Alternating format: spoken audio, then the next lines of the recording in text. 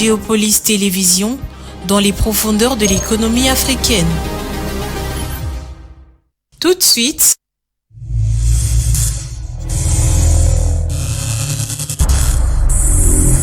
le journal.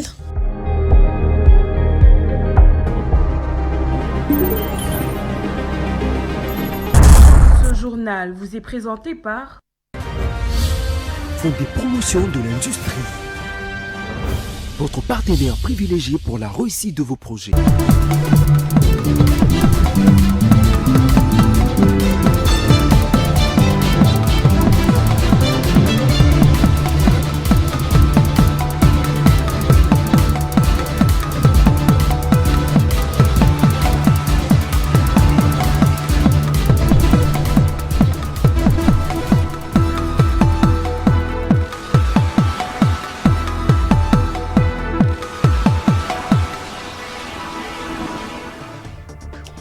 Au sommaire de ce soir, les États-Unis ont annoncé des sanctions contre une raffinerie d'or basée au Rwanda et plusieurs sociétés soupçonnées d'être impliquées dans le trafic de minerais congolais au profit de l'AFC M23. Et puis, débat autour de la revision ou du changement de la Constitution. Le PPRD dénonce une initiative de maintenir le pouvoir au-delà des limites. Et en international, le gouverneur de la Banque du Botswana, lors de la présentation de son rapport annuel 2025, insisté sur la nécessité des réformes urgentes pour réduire la dépendance de l'économie au diamant. C'est la grande édition. Madame, Messieurs, bonsoir et bienvenue. D'abord, cette information. En bref, le Sénat de la République démocratique du Congo a ouvert ce vendredi 26 juin une session extraordinaire placée sous le signe de réformes majeures et des décisions stratégiques pour le pays. Au total, 25 projets et propositions de loi sont inscrits à l'ordre du jour. Parmi le texte le plus attendu figure notamment le projet de loi des finances rectificative pour l'exercice 2026, la loi sur le contenu local, la réforme de la sous-traitance ainsi que le projet de loi relatif au développement du Grand Inga. Et puis, nouveau coup de pression de Washington sur les réseaux accusés d'alimenter le conflit dans l'Est de la République démocratique du Congo. Les États-Unis ont annoncé des sanctions contre une raffinerie d'or basée au Rwanda et plusieurs sociétés soupçonnées d'être impliquées dans le trafic illicite de minerais congolais au profit de l'AFC M23. Une décision qui vise à couper les sources des financements de groupes armés et à renforcer la lutte contre l'exploitation illégale des ressources naturelles de la RDC. Chris Mutombo pour les détails.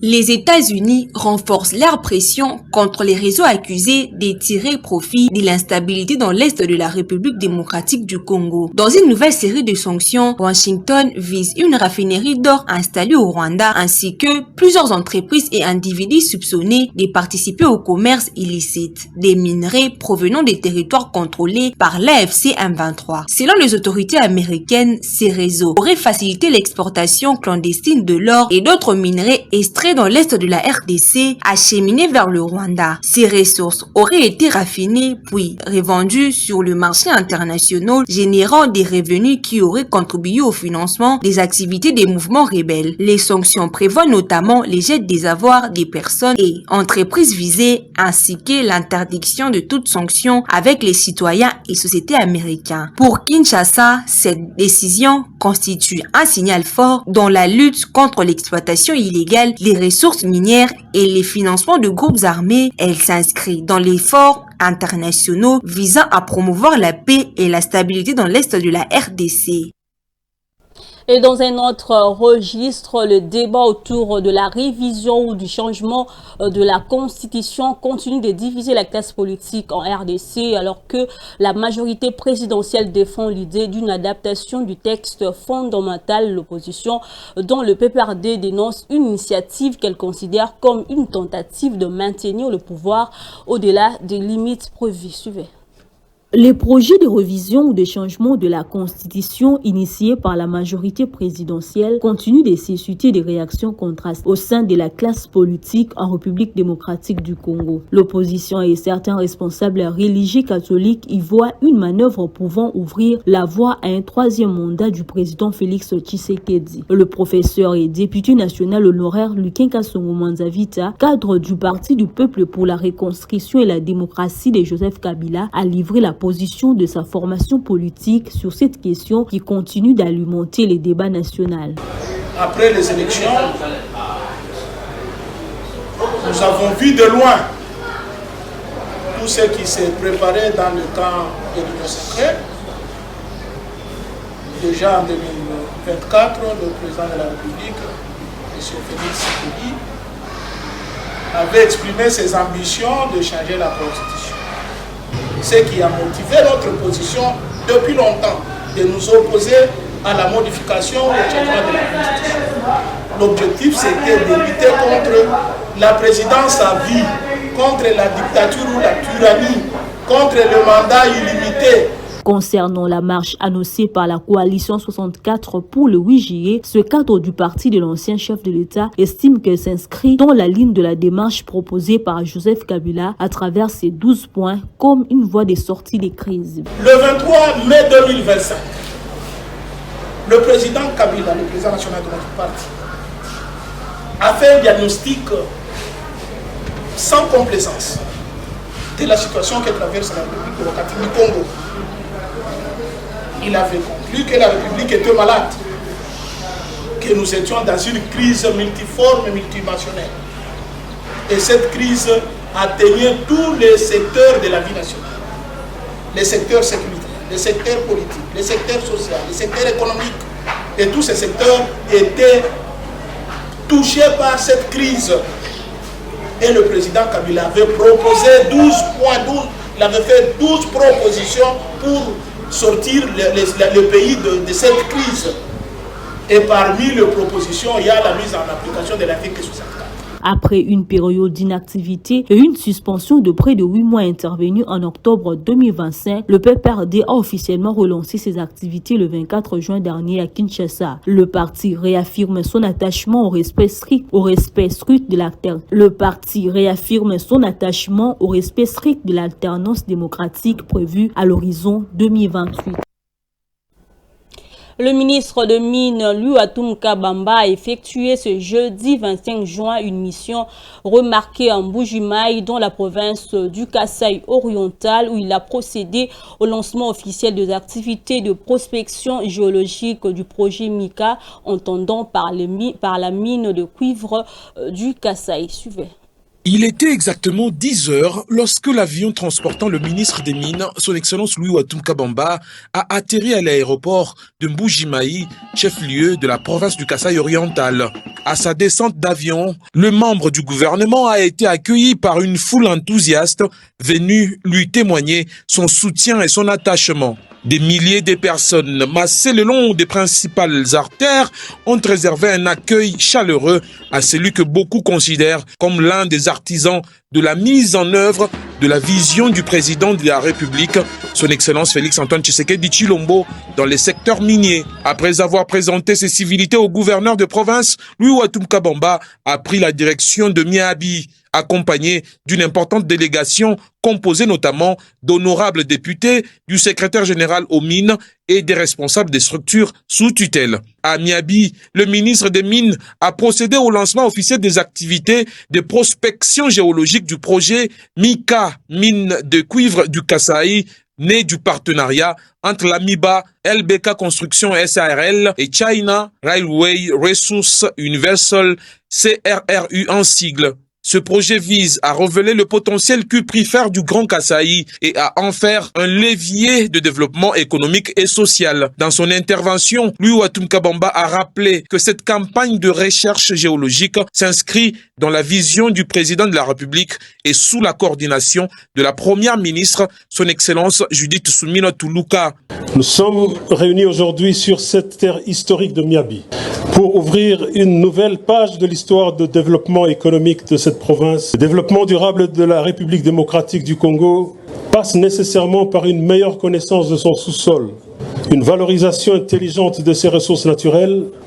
C'est cette conviction que nous venons matérialiser aujourd'hui en lançant une campagne de recherche géologique de cette envergure. Moment fort de la cérémonie, la signature du protocole d'accord entre l'AMIBA et CRRU, suivi du lancement symbolique des opérations de prospection. Le ministre a réaffirmé la volonté du gouvernement de faire du secteur minier un puissant levier de transformation économique au bénéfice des populations du Grand Kasaï et de toute la République. Dans le reste de l'actualité de Kenge à Mbujimayi, en passant par Kikwit, Kananga et Chikapa, la caravane infrastructurelle conduite par le ministre des Infrastructures et Travaux publics met en lumière les avancées enregistrées dans les travaux de voirie et de lutte contre les érosions sous la coordination de son directeur général Victor Toumba. L'Office de voirie et drainage poursuit la mise en œuvre de plusieurs projets destinés à améliorer la mobilité urbaine et à protéger les infrastructures routières. Blaise Kouzola.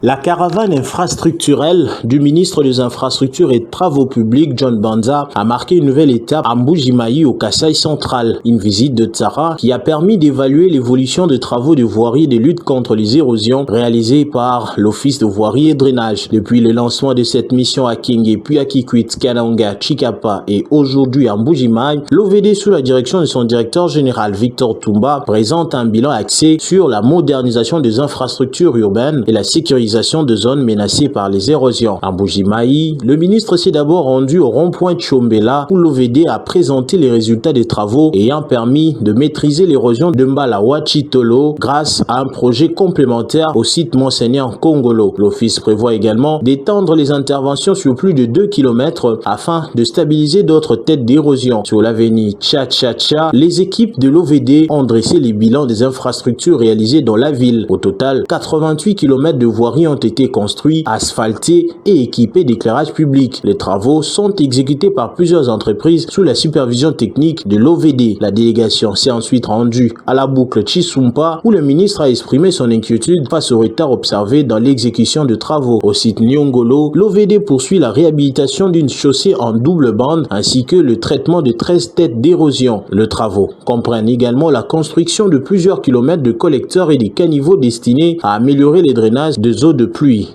À chaque étape de cette caravane infrastructurelle de Kenge à Mbujimayi, l'Office de voirie et drainage réaffirme son engagement à accompagner la vision du gouvernement en matière de modernisation des infrastructures routières avec pour objectif de renforcer la mobilité urbaine, protéger les populations contre les érosions et améliorer durablement le cadre de vie des Congolais. Et puis, malgré les investissements consentis pour renforcer l'alimentation électrique dans les Hauts-Katanga, la SNEL fait face à une recrudescence des actes de vandalisme visant ces infrastructures. À Kipushi, le vol des conducteurs en cuivre a entraîné l'effondrement de plusieurs pylônes privant la ville et ses environs d'électricité. Blaise Kouzola, une fois de plus pour les commentaires. Sur la route reliant Lubumbashi à Kipushi se dresse le poste de Karavia, une infrastructure stratégique pour la distribution de l'énergie électrique dans la partie sud du Haut-Katanga. Récemment, ce poste a bénéficié de l'extension d'une nouvelle travée destinée à accroître sa capacité d'évacuation de puissance afin de répondre à la demande croissante en électricité. Mais ces efforts d'investissement sont aujourd'hui compromis par des actes de vandalisme. Sur la ligne haute tension de 50 kV alimentant la ville de Kipushi, des individus ont dérobé près de 20 km de conducteurs en cuivre, provoquant l'effondrement de 26 pylônes. Cette situation a plongé Kipushi et plusieurs localités environnantes dans le noir. Nous sommes là en train de réparer les pylônes qui se sont écroulés suite au vol des conducteurs en cuivre perpétrés sur cette partie-ci par des inciviques non encore identifiés. Oui, en tenant compte de toutes les trois phases, nous avoisinons 20 km de conducteurs qui ont été emportés par ces voleurs. Pour la SNEL, l'amélioration de la desserte en électricité se heurte désormais à la destruction répétée de ces infrastructures. L'entreprise est contrainte de consacrer une part importante de ses ressources à la réhabilitation des installations vandalisées au détriment de nouveaux investissements. Nous, au transport, nous avons des difficultés, surtout avec des actes de vandalisme. Par ici, on nous vole des conducteurs en cuivre. Vous-même, vous avez vu la ligne Kipushi. La ligne est par terre. À part cette ligne, il y a aussi la ligne 50 kV Inilou qui est aussi vandalisée et on ne sait même pas alimenter les transferts Inilou. Nous avons aussi des actes de vandalisme des cornières et ça crée l'écroulement des pylônes. Vous voyez, la direction générale veut améliorer la situation. Au lieu de faire soit l'extension du nouveau réseau, l'argent là, on dépense encore pour réhabiliter les pylônes. Cette situation pose une question majeure. Comment développer efficacement le réseau électrique lorsque les infrastructures demeurent exposées à l'insécurité, aux actes de sabotage, souvent au vu au su de pouvoirs publics et des populations, d'autant que les performances de l'entreprise sont principalement évaluées sur sa capacité à investir dans de nouveaux ouvrages et non sur le moyen mobilisé pour reconstruire ceux qui ont été détruits.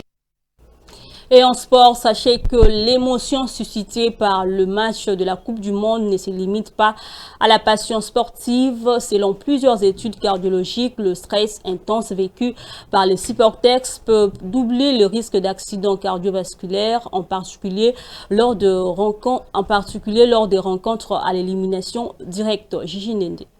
La ferveur de la Coupe du Monde peut avoir des conséquences bien réelles sur la santé. D'après plusieurs études, le stress émotionnel provoqué par les matchs à fort enjeu constitue un facteur de risque cardiovasculaire important chez les supporters. Les cardiologues expliquent que le suspense, notamment lors des prolongations ou des séances de tir au but, sollicite fortement le système nerveux. Cette réaction entraîne une augmentation du rythme cardiaque et de la tension artérielle, pouvant favoriser un accident cardiaque chez les personnes les plus vulnérables. Le risque est encore plus élevé pour les supporters présents dans les stades où l'intensité de l'ambiance amplifie les réactions physiologiques. Une défaite de l'équipe favorite peut également accentuer ce stress émotionnel. Face à cette réalité, les spécialistes recommandent d'éviter les accès d'alcool, le tabac et d'aliments trop gras pendant les rencontres. Ils invitent également les personnes souffrant de maladies cardiovasculaires à respecter leur traitement, à s'hydrater correctement et à faire des pauses si l'émotion devient trop intense. Vivre la passion du football, oui, mais sans oublier que la santé reste la plus belle des victoires.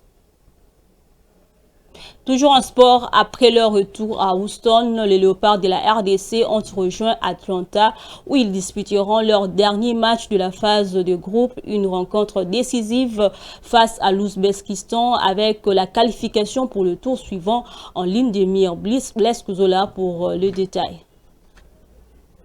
Madame, Messieurs, l'actualité c'est aussi en dehors de la République démocratique du Congo.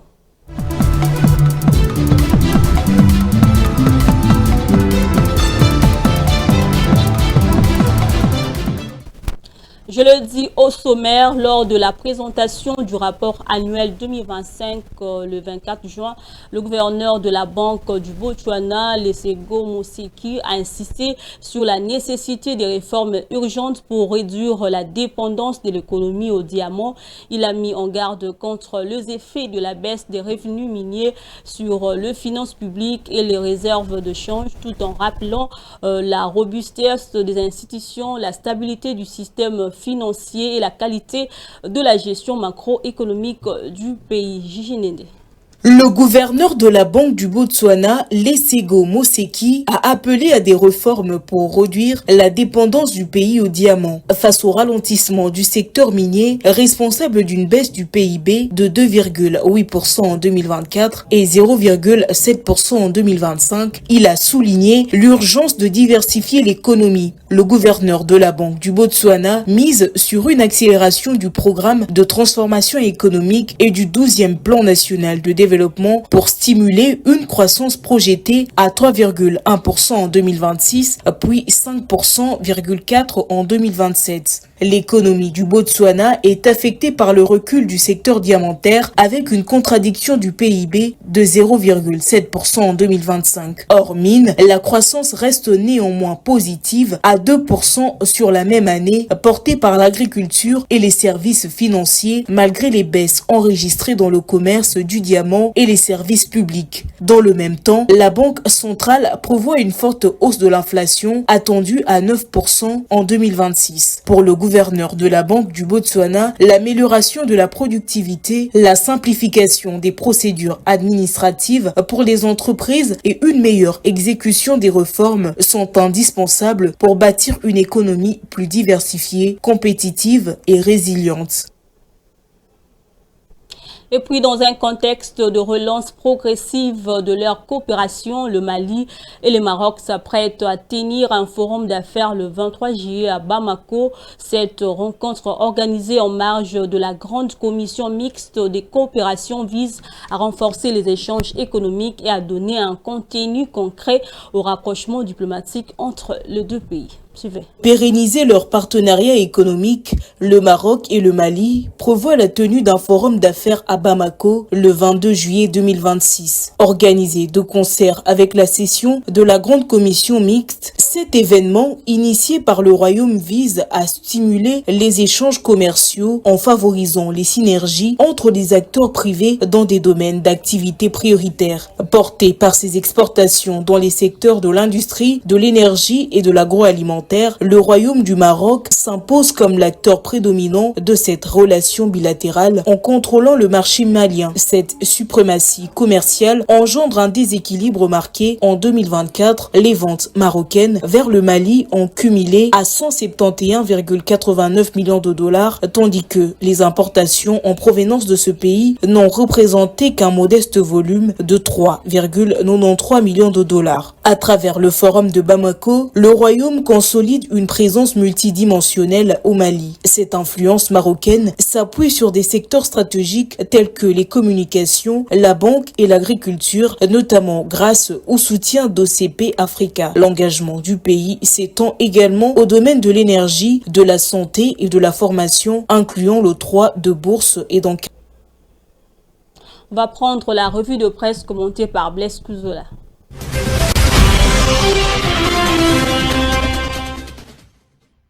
Bonsoir. Le journal paru à Kinshasa vendredi 26 juin 2026 s'articule principalement autour de deux grands axes. Les sanctions américaines contre les réseaux de financement de la guerre dans l'Est et les renforcements de mesures sanitaires face à la 17e épidémie d'Ebola. L'information la plus percutante concerne les sanctions économiques prises par les trésors américains. Info 27 développe l'angle de la coupure de flux financiers de la guerre en indiquant que ces sanctions ciblent directement une entité et un réseau logistique basé au Rwanda, coupable de blanchir de l'or extrait de manière illicite dans les territoires sous contrôle de l'FC M23 dans l'est de la RDC. La tempête des tropiques aborde ces dossiers sous un angle géopolitique global. Washington sanctionne un réseau d'exploitation illicite rwandais dehors de la RDC, écrit le journal. Il met en parallèle ces mesures restrictives avec la conclusion d'une réunion diplomatique de haut niveau tenue à Londres, au cours de laquelle Kinshasa et Kigali ont été poussés à un cessez-le-feu immédiat. De son côté, le potentiel se focalise sur la réaction institutionnelle congolaise à travers sanctions américaines. Julien Paluku y voit la confirmation du modèle économique du conflit dans l'Est. Le journal relaie l'analyse du ministre du Commerce extérieur selon lequel cette décision confirme la thèse du gouvernement congolais sur la nature purement économique, prédatrice et transfrontalière de l'agression subie par la RDC. Enfin, l'agence congolaise de presse oriente son angle vers les exigences politiques de l'administration américaine. L'agence officielle rappelle que les États-Unis subordonnent la paix durable à l'application stricte des accords de Luanda et au démantèlement des circuits de contrebande. Sur un autre chapitre, le journal Le Quotidien rapporte que le Maroc envoie 9 tonnes d'aide médicale pour soutenir la RDC face à l'épidémie d'Ebola. Les médias expliquent que ce fret sanitaire est destiné à renforcer les capacités de réponse épidémiologique des structures locales et de la MONUSCO. Il met en avant l'importance de la coopération bilatérale face au variant Boudibongyo, une souche très létale identifiée dans les provinces de l'Ituri, du Nord et du Sud Kivu. Pour sa part, le tri-hebdomadaire Congo Nouveau s'épanche sur l'encadrement des mouvements de population et rapporte que le gouvernement provincial et national ont instauré des restrictions de voyage obligatoires. Toute personne en provenance de zones affectées doit désormais observer une période stricte de surveillance de 21 jours avant d'effectuer un nouveau déplacement, précise le tabloïd. Fin de cette revue de presse. Merci de l'avoir suivi. C'est la fin de ce journal, mais avant de nous quitter, le rappel de titre. Vous avez suivi dans ces journaux, les États-Unis ont annoncé des sanctions contre une raffinerie d'or basée au Rwanda et plusieurs sociétés soupçonnées d'être impliquées dans le trafic de minerais congolais au profit de l'FC M23. Vous avez suivi également débat autour de la révision ou changement de la Constitution. Le PPRD dénonce une initiative de maintenir le pouvoir au-delà des limites. Et en international, le gouverneur de la Banque du Botswana, à l'heure de la présentation de son rapport annuel 2025, insisté sur la nécessité des réformes urgentes pour réduire la dépendance de l'économie au diamant. Fin complète de ces journaux. Merci à vous de l'avoir suivi. Au revoir.